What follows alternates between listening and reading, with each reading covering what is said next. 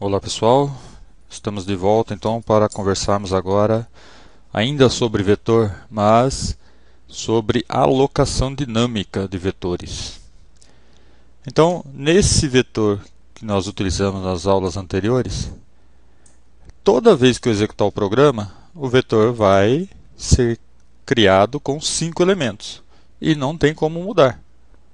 Para mim, criar um vetor com mais elementos, eu tenho que alterar o programa. Então, esse daqui é um vetor estático. Mas nem sempre isso é adequado.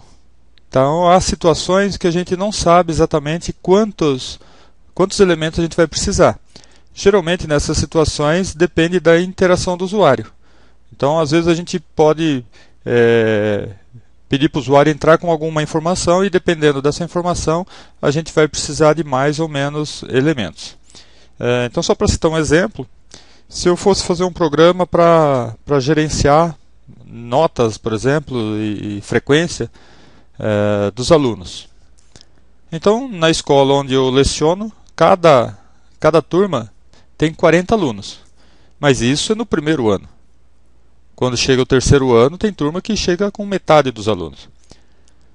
Então, nesse caso, se eu fizer um programa, eu teria que fazer um programa para tratar notas de 40 alunos. Só que em algumas situações o usuário vai digitar e só vai usar 20.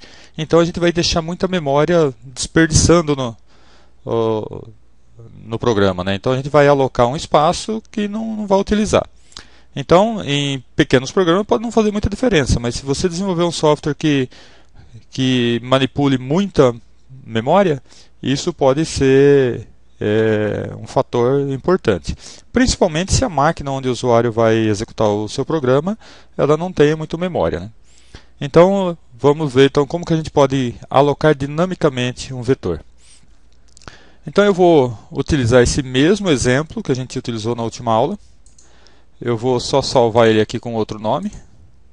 Eu vou colocar aqui dim vetor.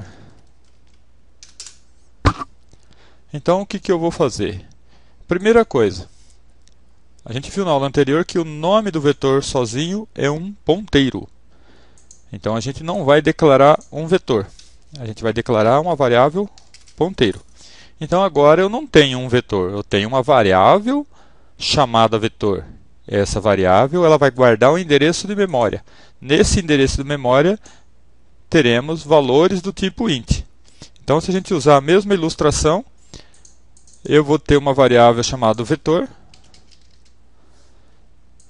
E eu vou pedir para reservar um espaço na memória. O endereço inicial do espaço reservado, eu vou guardar na minha variável vetor. Então, eu declaro uma variável do tipo ponteiro. Agora sim, eu vou alocar espaço na memória. E o endereço da memória alocada eu vou guardar em vetor. Então, como é dinâmico, o que eu vou fazer? Eu vou pedir para o usuário digitar quantos elementos. Se eu alocar memória com uma quantidade fixa, não faz diferença, né? Então não precisa usar alocação dinâmica. Porque toda vez que você executar o programa, você vai alocar a mesma quantia. Então, por exemplo, número de alunos, por exemplo. Vamos imaginar que fosse um programa para tratar notas e frequência. Então, o usuário vai digitar um número sem quantidade. Então, eu vou declarar aqui uma variável chamada quantidade. Aí o usuário vai informar quantidade. Agora, aloca memória para quantidade de alunos. Então, para quantos alunos? Depende da variável quantidade. Então, esse daqui é o valor que vai estar aqui, que o usuário digitou. Então, eu vou alocar memória e onde eu vou guardar o endereço da memória? Na variável vetor. Aí a gente vai usar, tem duas funções que a gente pode utilizar para solicitar que aloque memória. Uma delas é malloc. A outra é calloc. A diferença básica dessas duas é que se eu usar calloc, a hora que ele aloca a memória, ele coloca zero em tudo, ele limpa a memória. A malloc, eu aloco memória, essa memória pode ter sido utilizada por outros programas antes. Então aqui vai ter lixo, né? Então vai ter informações que para o meu programa é lixo, não interessa, não tem valor. Então a malloc aloca a memória, mas não limpa a memória. A calloc aloca a memória solicitada e zera. Então ele zera todos os bits daquela região de memória. Então alocou memória, a memória vai estar zerada. Então a sintaxe é um pouquinho diferente, mas o efeito é quase o mesmo. Então se você quer que ele aloque, que ele limpe a memória, você coloca aqui, ó, quantos elementos a gente vai querer. Então a gente vai querer quantidade. Quantos elementos eu vou querer? Eu vou querer o valor que o usuário tiver digitado aqui. Qual que é o tamanho de cada elemento? É size of, então, int. Então essa função sizeOf, ela retorna o tamanho, né, ou a quantidade de memória que um determinado tipo precisa para guardar um valor. Então se eu tenho aqui, por exemplo, se o usuário digitar 10, então eu vou solicitar que ele aloque 10 blocos de memória, sendo que cada bloco vai ser do tamanho de um inteiro. Essa função calloc, tanto a calloc quanto a malloc, elas retornam o endereço de memória. Então, por exemplo, alocou, a memória começa aqui, ela vai retornar um endereço, ó, H7. Esse valor é um valor do tipo void. Então, a hora que a gente pede para alocar a memória, o sistema operacional vai procurar a memória, o espaço de memória disponível, achou. Ele em si não sabe para que eu vou usar, para que o meu programa vai utilizar essa memória. Então, ele retorna um valor, que é o endereço de memória, e ele é do tipo void, ou seja, sem tipo definido.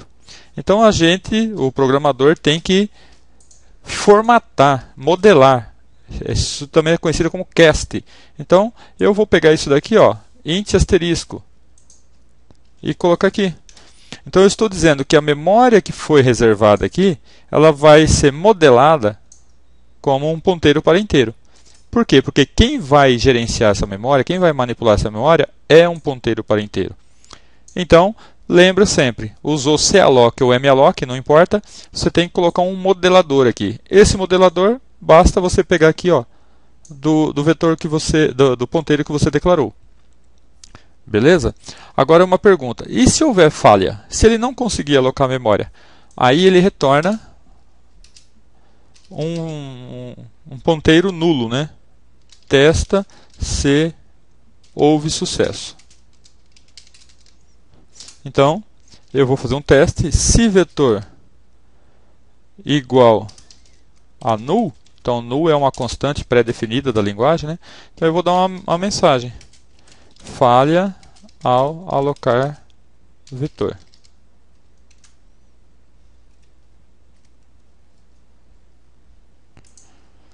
/n. Então, /n, como você deve saber, é a mesma coisa que endl. Então, /n é new line. E aí eu saio, abandono o programa, né? Se ele conseguir alocar, ele vai, a partir daqui, ó, funcionar como um vetor qualquer. A diferença é que cada vez que ele passar aqui, pode ser que ele seja de tamanho diferente. Mas o que muda na alocação dinâmica é só a declaração da variável que vai guardar o endereço da memória, onde está o vetor, ou seja, essa região. Então a variável que vai guardar o endereço de onde começa essa região do vetor. E depois o uso da função que faz a alocação, que pode ser o calloc ou malloc. Então eu vou testar agora usando calloc, depois a gente volta e coloca aqui malloc. Então F11. Tá, essa função, o erro está dizendo que, ó, calloc was not declared in this scope. Todas as funções da linguagem C estão em alguma biblioteca. Essa daqui, se não me falha a memória, está numa chamada standardlib. É a biblioteca padrão do compilador C. Standardlib.h. E o size off tem que ser o parâmetro para ele aqui ser entre parênteses, né? Então aí, número de alunos, eu vou colocar aqui 7. Aí, opa, só que tem um probleminha, né? Ó, e eu falei que era 7 alunos, mas aqui eu coloquei 5, fixo. Então eu vou colocar o quê? A mesma variável que tem a quantidade que o usuário informou de alunos. Então, F11 novamente, 7. Então, eu vou digitar 7 notas agora, ou 7 número de faltas, qualquer coisa assim. Outro problema, ó. Então, aqui ele pediu os 7 valores, conforme solicitado. Só que a hora que ele chamou a função ordem inversa, ele chamou com um valor fixo, 5. Então, aqui também eu não posso chamar sempre com valor 5.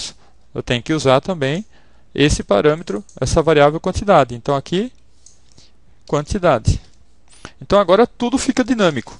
Qualquer valor que eu digitar, o programa vai funcionar. Se eu digitar 7, então, aí está. Aqui a gente tinha o vetor 2, né, que é fixo, mas esse daqui é o primeiro vetor, é aquele que eu aloquei dinamicamente. Se eu colocar agora com 10 elementos,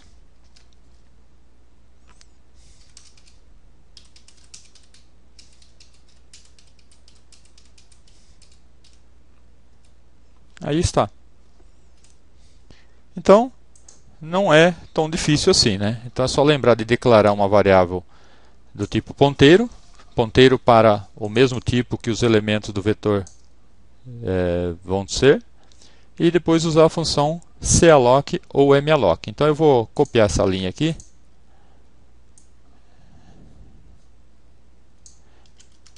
Então eu vou colocar aqui como comentário e vou trocar aqui por malloc. Então aqui no malloc, ao invés de colocar duas informações, que é quantos elementos eu quero e que tamanho que é cada elemento, eu vou colocar uma informação só. Então quantos bytes eu quero. Então aqui eu que tenho que fazer a conta. Ó. Por exemplo, se o usuário digitou 10 alunos vezes 4 bytes, que é o tamanho de cada inteiro, então 10 vezes 4, 40. Eu estou pedindo para ele alocar uma porção de memória de 40 bytes.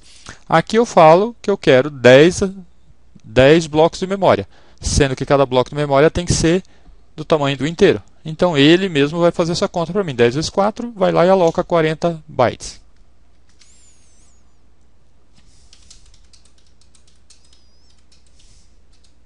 Ok? E lembrando também que a diferença está, essa daqui, se eu não preencher os valores, quer ver, eu vou pedir para começar aqui, por exemplo, do valor 2, então o terceiro elemento. F11, 5. Aí, ó, ele colocou uma sujeira aqui, ó. Por quê? Porque a função malloc, ela aloca a memória, mas não limpa a região de memória. Então vamos fazer a mesma coisa agora, só que com a função calloc. Então eu vou pedir 5. Aí, ó, ele imprimiu em ordem inversa, 2, 6, 5. O segundo e o primeiro elemento está zerado. Porque a função calloc alocou a memória, zerou. Depois eu preenchi os 3 últimos elementos e não os 2 primeiros. Então os 2 primeiros ficaram zerados, que foi a função calloc que zerou. Beleza, pessoal? Bem facinho, né? Então é só praticar. Então, até a próxima aula, que na próxima aula, então, a gente já vai mudar de assunto. Mas quem tiver dúvida pode entrar em contato comigo, que na medida do possível eu tento esclarecer. Muito obrigado e até a próxima videoaula.